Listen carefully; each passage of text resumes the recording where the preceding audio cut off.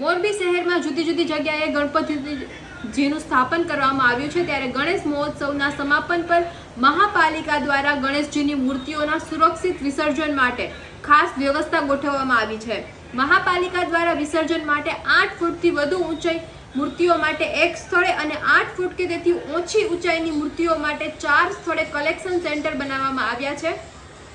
આ વર્ષે 31/8, 2/9, 4/9 અને 6/9 ના રોજ સવારે 10 વાગ્યાથી રાત્રે 8 વાગ્યા સુધી મૂર્તિઓ એકત્રિત કરવામાં આવશે, જેમાં 8 ફૂટ તેથી વધુ ઊંચાઈની મૂર્તિઓ માટેનું collection centre picnic centre Shobheshwar road ખાતે રહેશે, તેમજ 8 ફૂટ કે તેથી ઓછી ઊંચાઈની મૂર્તિઓના કલેક્શન માટે 4 સ્થળોએ વ્યવસ્થા કરવામાં આવી છે, જેમાં સ્કાય મોલ સનાડા road, police parade ground jail road, MP સેટ ગર્લ્સ હાઈસ્કૂલ અને ચોથું છે એલી કોલેજ ક્રિકેટ ગ્રાઉન્ડ મોરબી 2 ખાતે વ્યવસ્થા કરવામાં આવી છે। મહાપાલિકાએ લોકોને અપીલ કરી છે કે તેઓ મૂર્તિઓ ફક્ત આ નિર્ધારિત સ્થળોએ જ જમા કરાવે અને નદી, નાળા અથવા તો અન્ય કોઈ પણ ખુલ્લા સ્થળોએ વિસર્જન ન કરે। મૂર્તિ જમા કરાવતા પહેલા સંબંધિત કલેક્શન સેન્ટર પરના ઇન્ચાર્જ અધિકારીઓનો સંપર્ક કરવા માટે પણ જણાવવામાં આવ્યું છે।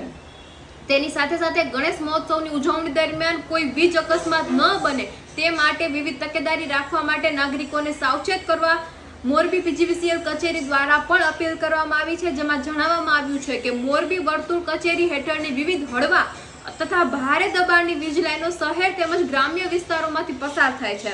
શ્રી ગણેશ મૂર્તિના આવકાર અને વિસર્જન દરમિયાન વીજ લાઈનની નીચેથી ખૂબ જ વધુ ઊંચાઈવાળી મૂર્તિઓ લઈ જવી નહીં, તેમજ વીજ લાઈનથી નીચેથી પસાર થતી વખતે કોઈ પણ વસ્તુથી વીજ લાઈનને ઊંચી કરવાનો પણ પ્રયત્ન કરવો નહીં। શ્રી ગણેશ મૂર્તિના આગમન પહેલા આયોજકો કે મંડળોએ રસ્તાઓના સર્વે કરી જરૂર જણાય તો સંબંધિત PGVCLના પેટા વિભાગીય કચેરીનો સંપર્ક કરી રસ્તામાં આવતા વીજ લાઈનની ઊંચાઈની ખરાઈ કરીને તેને અનુરૂપ ગણેશજીની મૂર્તિ લઈ જવી।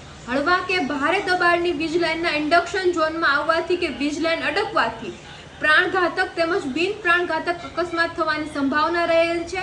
આથી ગણેશજીની મૂર્તિ વીજ લાઈનની સલામત અંતરે રાખીને જ લાઈન નીચેથી પસાર કરવી અનિવાર્ય છે। એટલે ખાસ કરીને બધા જ લોકો તમે પણ આ તકેદારી રાખજો, જે ક્યાંય પણ નગરપાલિકાએ કીધું છે ત્યાં જ મૂર્તિઓ છે તે જમા કરાવી અને તેના સિવાયનું આ વીજ લાઈનનું પણ ખાસ ધ્યાન રાખવું, જેથી કરીને કોઈ પણ અકસ્માત છે તે ગણેશ વિસર્જનમાં ન બને। તો હું હતી તમારી સાથે નિરાલી અને આપણે હતા મોરબી અપડેટમાં। ફરીથી કોઈ નવી વાતની સાથે મોરબી અપડેટમાં મળશું, તો ચાલો ત્યાં સુધી આવજો।